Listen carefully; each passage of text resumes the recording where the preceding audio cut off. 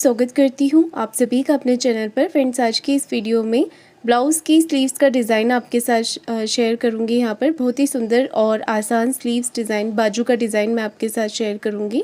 तो देखिए, यहाँ पर एक स्लीव्स की कटिंग मैं कर रही हूँ। तो यहाँ पर अस्तर के कपड़े को आपको फोल्ड करके ले लेना है। यहाँ से हम लंबाई लेंगे और नीचे से विड्थ लेंगे। तो देखिए, कपड़े के बंद भाग को मैंने अपनी तरफ रखा है और टोटल लेंथ लेनी है। तो जितनी भी आप लेंथ तैयार रखना चाहते हो उसमें 1 इंच मार्जिन का प्लस करके लीजिएगा। मैंने यहाँ पर 11 इंच लिया है टोटल लेंथ। और आर्म होल आप अपने नाप का लीजिएगा, जितना आपका मेजरमेंट में आता है ब्लाउज़ का उतना ले लेना है। मैं यहाँ पर 34 साइज़ के ब्लाउज़ की स्लीव्स कटिंग कर रही हूँ, तो मैंने 7 इंच लिया हुआ है और 3 इंच पे इसे डाउन किया है। अब देखिए, आपको शेप किस तरीके से देना है। इस तरीके से हल्के हल्के हाथों से आपको स्लीव्स का शेप दे देना है। जहाँ से हमने डाउन किया है वहाँ से आपको शेप देना है। नीचे की तरफ 1.5 इंच एक्स्ट्रा ले लेना है मार्जिन का। मार्जिन आपने अपने ब्लाउज में जितना रखा है उतना ही आपको यहाँ पर भी ले लेना है। नीचे से बॉटम का हाफ ले लेना है और 1.5 इंच एक्स्ट्रा ले लेना है मार्जिन का। तो ये मार्जिन वाला पार्ट हो गया है। तो यहाँ पर देखिए, हमारी ड्राफ्टिंग हो गई है स्लीव्स की और अब हम इसे कटिंग कर लेंगे। इस तरीके से आपको इसे कट कर देना है और उसके बाद इसे मेन फैब्रिक पर रखकर कट कर लेना है।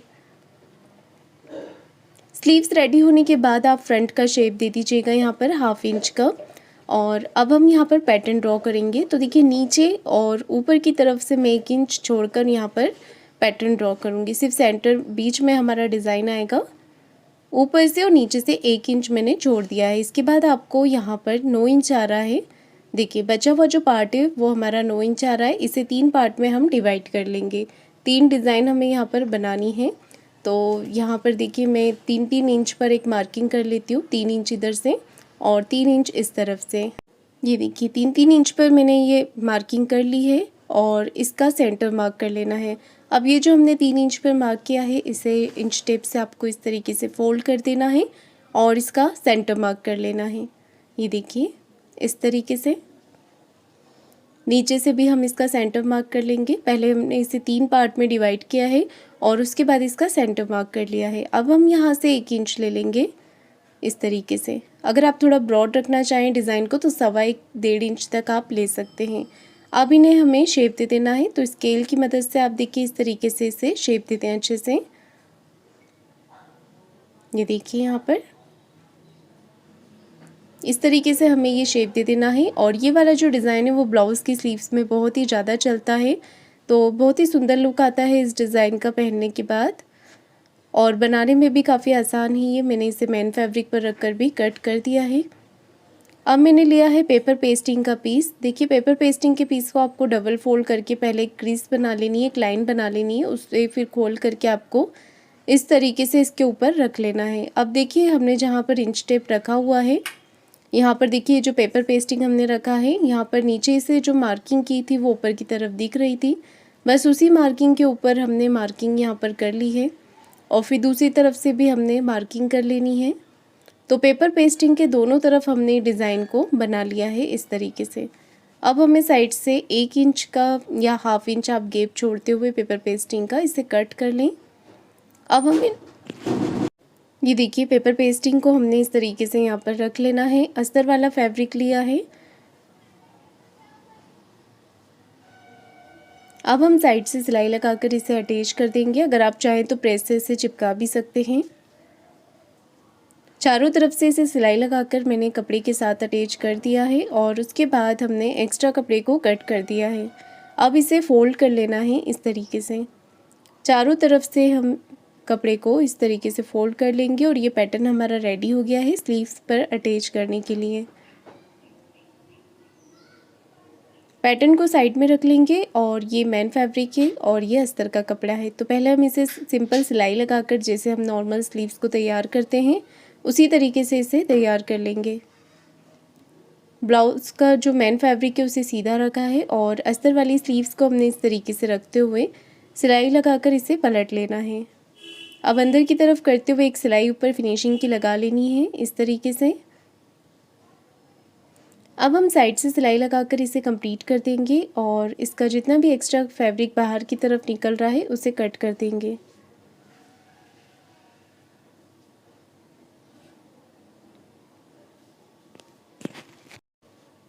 ये देखिए एक्स्ट्रा फैब्रिक को हमने कट कर देना है।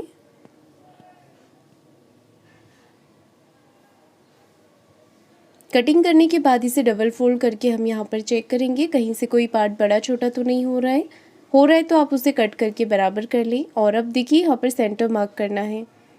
स्लीव्स को डबल फोल्ड करके यहाँ पर सेंटर में मार्किंग कर लेंगे अच्छे से।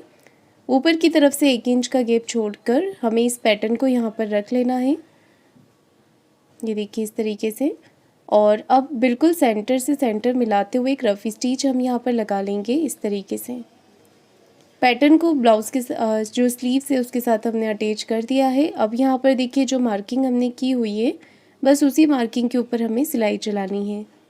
बस यहाँ पर डिज़ाइन का शेप देते हुए इस तरीके से सुई को बीच में रखना है।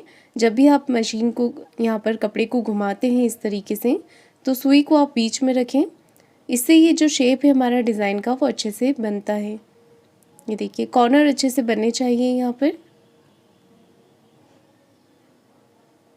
पूरे ही पैटर्न के ऊपर हमने सिलाई लगाकर इसे कंप्लीट कर देना है। सिलाई मैंने लगा दी है। अब देखिए एक्स्ट्रा फैब्रिक आपको इस तरीके से पहले एक छोटा कट लगाएं, उसके बाद यहाँ पर इसे कट करें।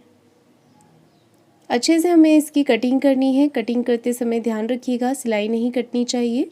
सिलाई के पास तक हमें कट करना है। सिर्फ एक पैर का मार्जिन जो होता है उतना आप फैब्रिक यहाँ पर छोड़ दें। बाकी सारा ही कपड़ा जो है उसे हमने अच्छे से कट करना है। इसे कट करने के बाद हम पूरे ही पैटर्न पर छोटे छोटे कट लगाएंगे। तो देखिए इस तरीके से कट लगाएंगे ताकि इसके जो कॉर्नर है वो अच्छे से निकल जाएं। ये देखिए इस तरीके से पूरे ही पैटर्न पर कट लगाएं।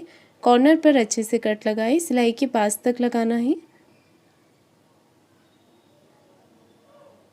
सिलाई नहीं कटनी चाहिए, सिलाई के पास तक कट लगाएंगे तभी ये जो पैटर्न है वो अच्छे से अंदर की तरफ फोल्ड हो पाएगा।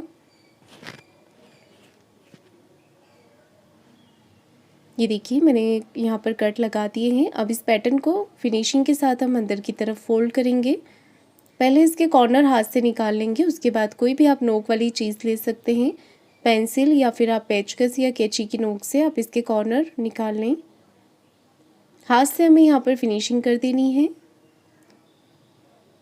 और नोक वाली चीज़ से ये देखिए जो पैटर्न के कॉर्नर है वो अच्छे से निकाल लेने हैं हमें।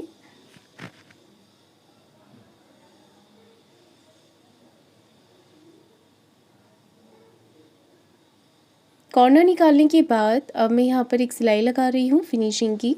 तो इस तरीके से हमें ऊपर की तरफ एक बारीक टाके से एकदम कॉर्नर की सिलाई यहाँ पर लगा लेनी है।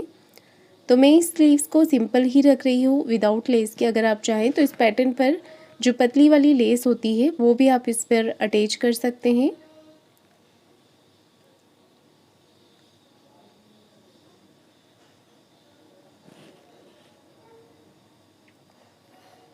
ये देखिए सिलाई मैंने यहाँ पर लगा दी है और ये डिज़ाइन हमारा रेडी हो गया है। अब ये जो गैप है यहाँ पर देखिए, अगर आप चाहें तो फैंसी बटन लगा सकते हैं, फैब्रिक बटन आते हैं वो भी आप लगा सकते हैं। मेरे पास ये मोती है जो हम सभी के पास मिल जाते हैं आसानी से, तो मैं इसे यहाँ पर अटैच कर रही हूँ। इससे भी इसका जो लुक है वो और भी अच्छा आएगा। तो देखिए एक मोती मैंने ऊपर की तरफ लगाया है, ऊपर से मार्जिन का पार्ट छोड़ देना है सिलाई के लिए और उसके नीचे आप मोती अटैच कर सकते हैं। अब ये जो गैप है यहाँ पर भी हम मोती अटैच करेंगे। सुई में 4 फोल्ड करके धागा लीजिएगा ताकि निकले ना वो। और मीडियम साइज़ का मोती मैंने यहाँ पर लिया है। अच्छे से हम पहले इसे पक्का करेंगे, उसके बाद मोती लेंगे, फिर दूसरे पार्ट में टक करेंगे इस तरीके से। 3 से 4 बार अंदर बाहर करने के बाद सुई को आपको नॉट लगा देनी है, इसे पक्का कर देना है। और नीचे भी हमने इसी तरीके से मोती को अटैच कर देना है। तो देखिए मैंने यहाँ पर मोती लगा लिए हैं। नीचे वाला जो मोती है वो पहले मैं लेस लगाऊंगी, उसके बाद लगाऊंगी यहाँ पर, ताकि सिलाई में हमें कोई दिक्कत ना आए। तो मैंने यहाँ पर लेस ली है और इस तरीके से हम इसे लेस से डेकोरेट कर देंगे। एक सिलाई और लगा लेंगे, उसके बाद नीचे की तरफ मोती अटैच कर देंगे और ये स्लीव्स का डिज़ाइन बनके हमारा रेडी हो गया है। तो फ्रेंड्स आपको अगर ये वीडियो अच्छा लगा है तो वीडियो को लाइक शेयर ज़रूर कीजिएगा, चैनल को सब्सक्राइब ज़रूर करें। धन्यवाद।